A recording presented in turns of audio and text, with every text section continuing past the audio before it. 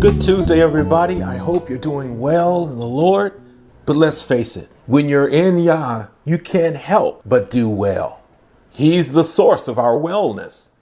In fact, with joy shall we draw waters out of the wells of salvation. God bless you. Today is Tuesday, another broadcast of Gleaning in the Word. So as I was outside this morning in prayer while it was still dark, as soon as I stepped outside, immediately the brightness of the moon caught my eye. It was on my right side. And I turned and looked, and it was so bright, like brighter than normal. There were light clouds around, but none were totally blocking or covering the moon. I saw it in its fullness. And I'm wondering, what is God going to show me today?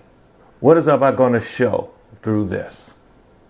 Like Psalm 19:1 says, the heavens declare the glory of God. So I'm looking, and sure enough, I began to see these clouds start rolling in.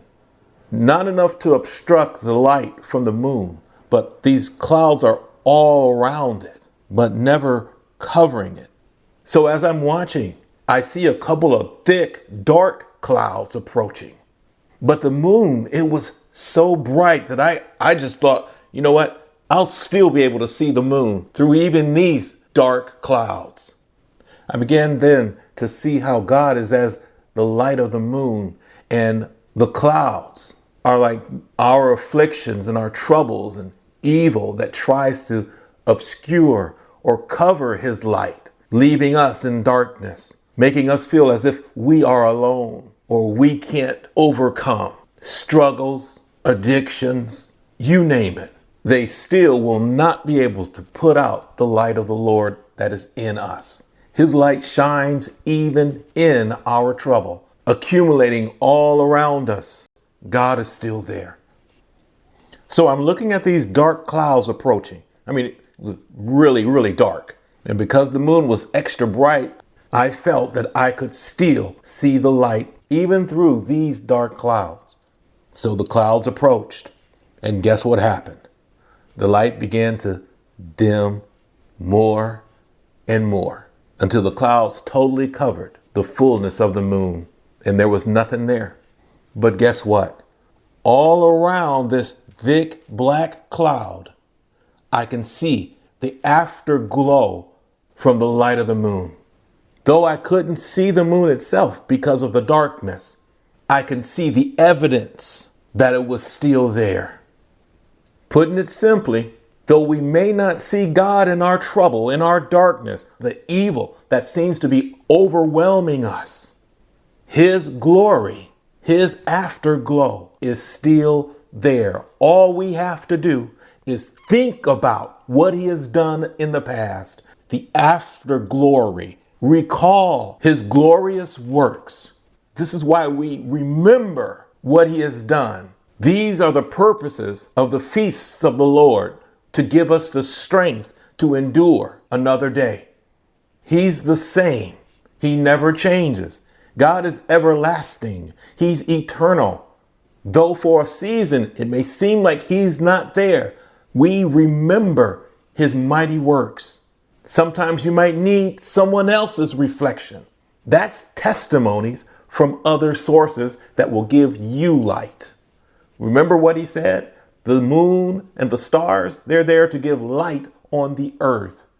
If one becomes obscured or covered, there's other stars that give and share their testimony. All we have to do is wait and just remember the area where he was. Just think on his exploits. Call to mind his wonders, things that he has done in your life. Remember who have brought you out. His first commandment says, I am the Lord your God, as Psalm 23 said, that restores your soul. For something to be restored, it must be almost depleted. Stand still and see my salvation. I just kept looking in the direction, even though the dark cloud was there. Wait on the Lord, and he shall renew your strength. Keep your eyes on Moshiach. That's that light. And if for some reason you still feel you can't see him, Isaiah tells you to think on him. In Isaiah 26:3, it says, "Thou wilt keep them in perfect peace, whose mind is stayed on you, because they have put their trust, despite of the circumstance, they have put their trust in you, God." I stood there and focused on that area where I last saw the light. And sure enough, that dark cloud moved out the way, and the strength and the glory of that full moon began to blast through. It returned. I knew God was going to teach something. He seems to do it every time. And it's funny because this week's Torah portion, Vayishalech, and he sent, which is the 8th Torah portion. Well, in the books of Psalm, chapter 27 through 29, which is a part of this week's portion, it's all about David and his sufferings, his tribulation, his dark clouds of affliction that seem to overshadow, covering his light. But you know what David says? David says that the Lord, Yahuwah, he is my light and my salvation. So who shall I fear? What dark cloud should I fear? He says, the Lord is the strength of my life. Of what darkness, what evil should I be afraid? Even when the wicked, the dark clouds, came against me to eat up my flesh, cover up my light, my enemies and my foes, they stumbled and fell. Why do they stumble and fall? Because they are going to become your footstools. You're going to step on them like we stepped on the walls of Jericho. Trouble thinks it's bringing you down. Darkness thinks it's coming to oppress, but it's actually lifting you up. What the adversary means for evil, God means it for our good. David says in verse 3, though an army should encamp against me, that was all those clouds I saw trying to put out the light of the Lord, my heart shall not fear.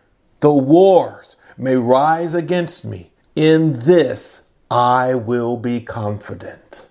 What is our confidence? Verse 1, that the Lord is my light and my salvation. Who or what should I fear? Let's wait on the Lord, even in trouble, even in heartache, even in disappointment. The one constant, the one eternal, that light, that love, and that life will never leave you nor forsake you. This has been 10 Minute Tuesday.